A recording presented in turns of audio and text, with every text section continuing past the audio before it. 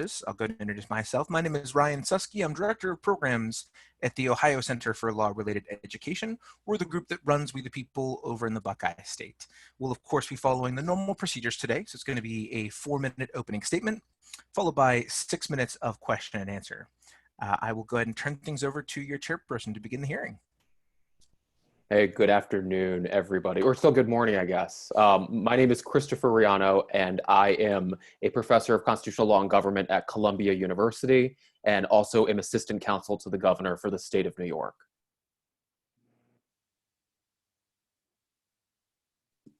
My name is Miriam Amar-Sadeghi. I'm so happy to be with you.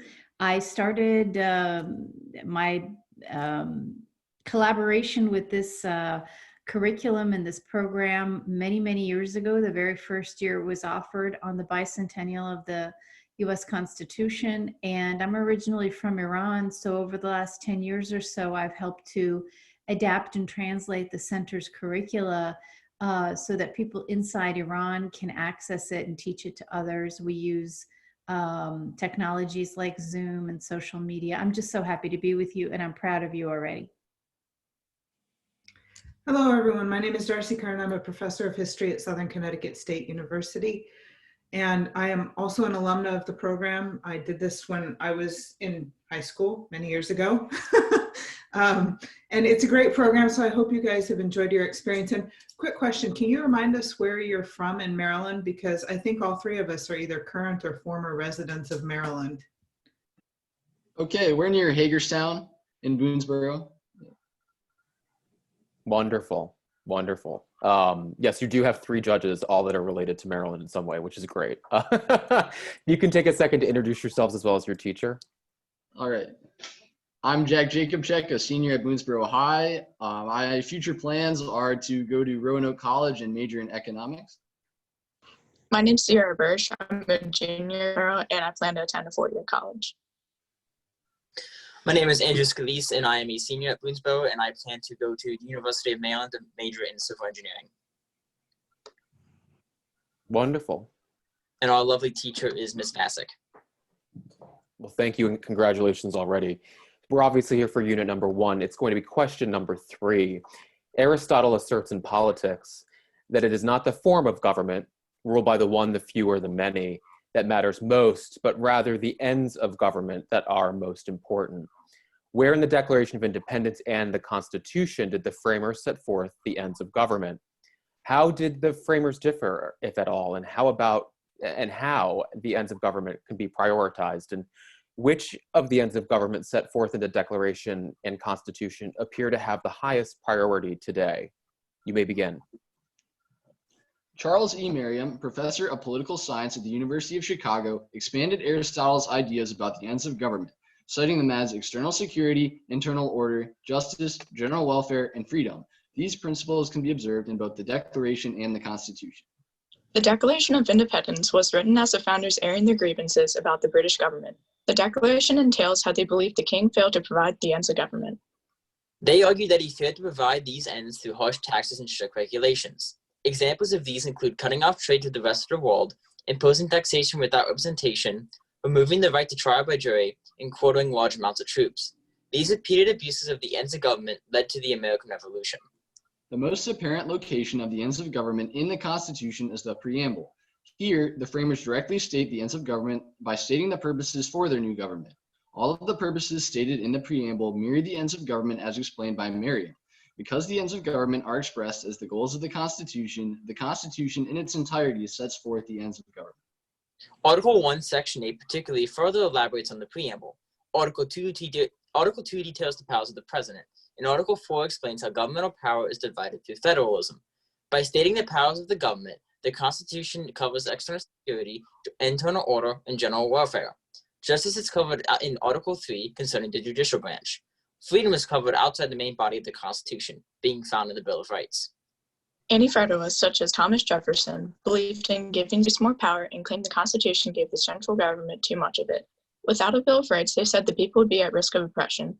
The first in the long line of states' rights advocates, anti-federalists feared the upper-class dominance, inadequate separation of powers, a single national government, and loss of immediate control over local affairs.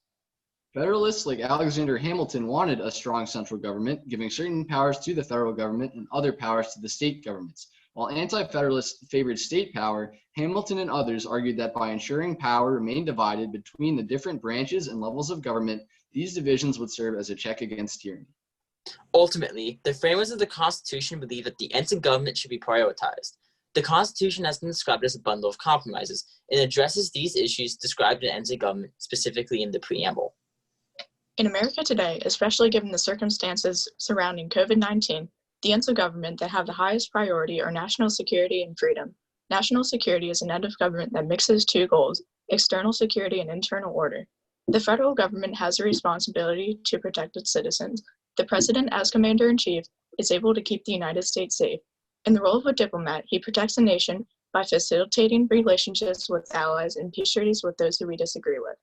Congress also plays a role in maintaining national security. Working with the president, Congress creates the federal budget, which allots billions of dollars towards national security. In 2020 alone, Congress has allocated more than $935 billion for defense.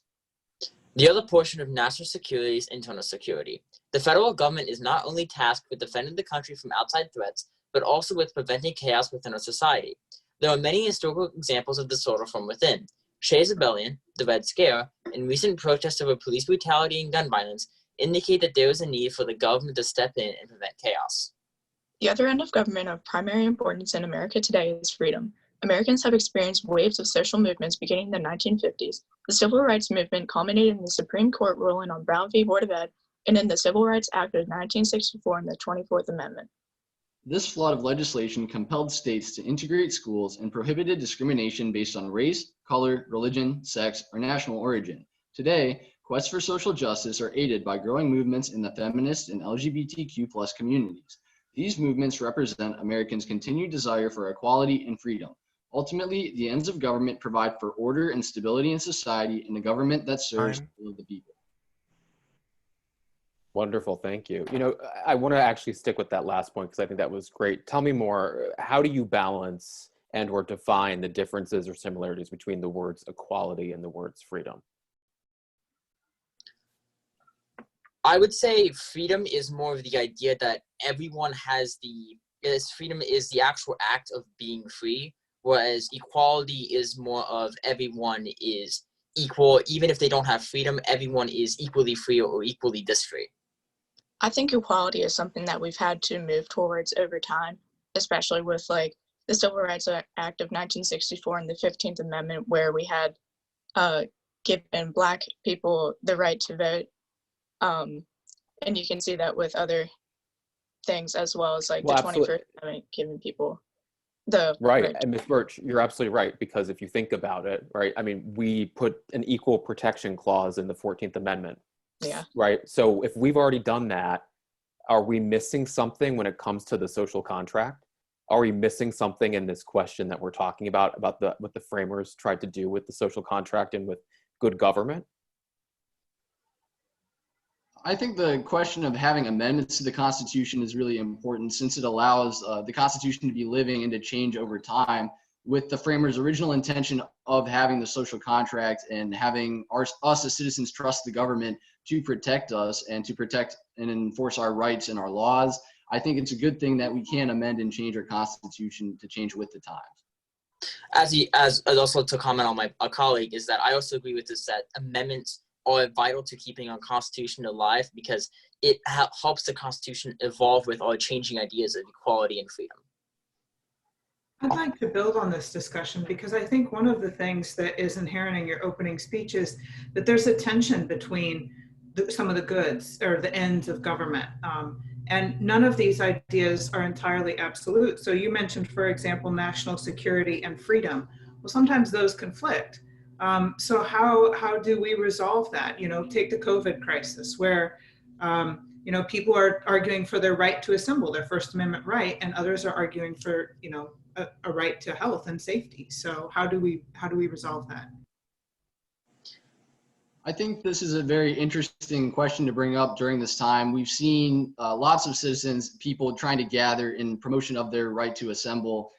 We've seen where we live in Maryland, we've seen people in Annapolis gathering to protest. We've seen protests in Richmond, Texas, and other states too.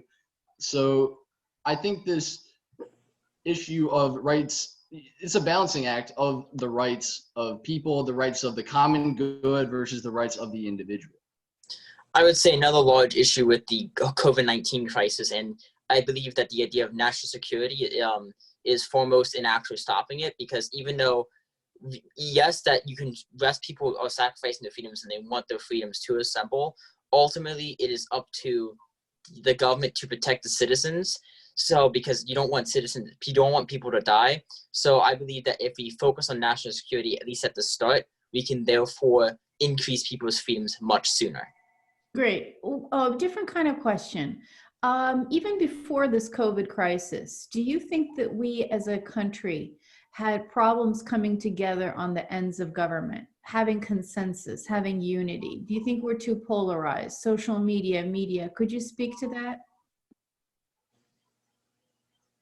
I think with a lot of the gridlock we've seen, we definitely see different opinions across party lines, whereas left-leaning the Democrats tend to lean towards favoring individual rights and natural rights. So there definitely seems to be an opinion there. Whereas on the other side of the spectrum, we see that Republicans may favor national defense and security. So there's a basic difference of opinion concerning what the purpose of our government is.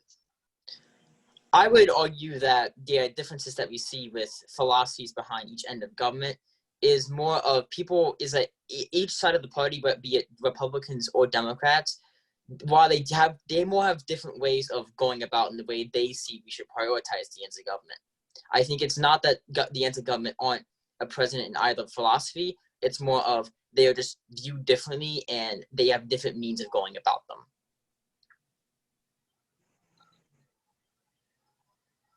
And I think that actually dovetails very well into this question. I'm curious about that discussion about the Bill of Rights you had earlier, and quickly, because we're almost out of time. How do you think the Bill of Rights encapsulates good government?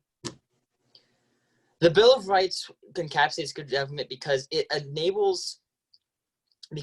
was an addition to the Constitution, and it proved that while a government can be flawed, if enough people want it to change, we can easily change, and we can make compromises, because originally, because there's a famous view that the Constitution needed to be amended first, needed to be ratified first, and then we can add the Bill of Rights later, because it was imperative that we get the government set up, and then we can talk about freedoms.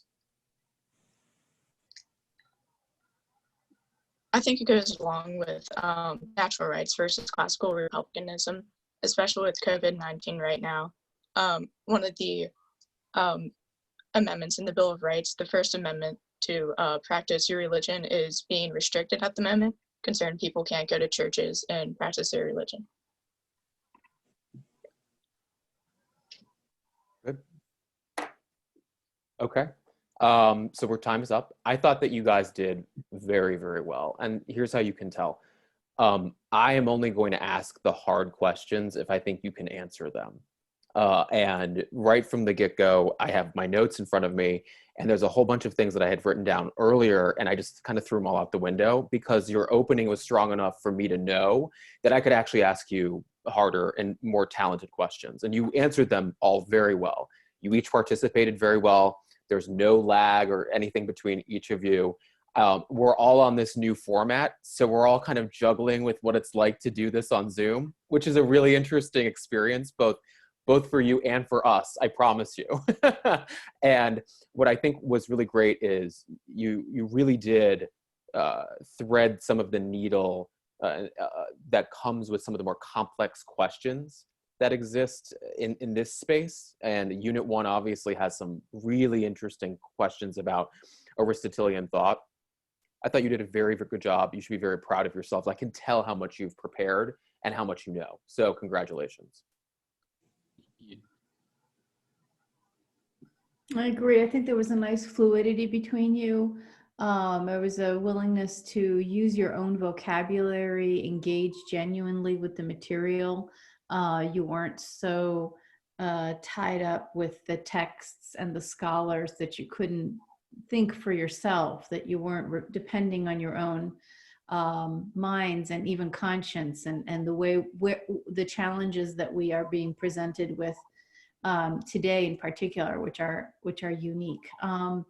You're going to be blessed really with this unit your whole lives. And as much as you appreciate it right now, with time, you're going to appreciate it even more, because all through your life, you're going to be coming back on these principles and documents, and you're going to find that you have a big advantage over many other people, because they haven't had this really rich opportunity to deliberate and think at such a deep level and so early in your lives. So I'm happy for you, and I wish you the best, truly. Yeah, I thought you guys did a very good job. Your opening was really terrific. And I think you raised a very good point, that there is a tension between a lot of these.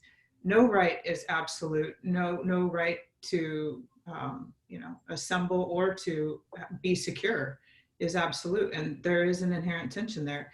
I actually would have pushed back a little bit on some of your answers, because one of you said that ultimately it's up to the government to protect the people. I think the very premise of the Declaration of Independence is that the people have to be vigilant of their rights, because classical theorists from Aristotle and Plato to Cicero argued that power is inherently dangerous because people try to accumulate it.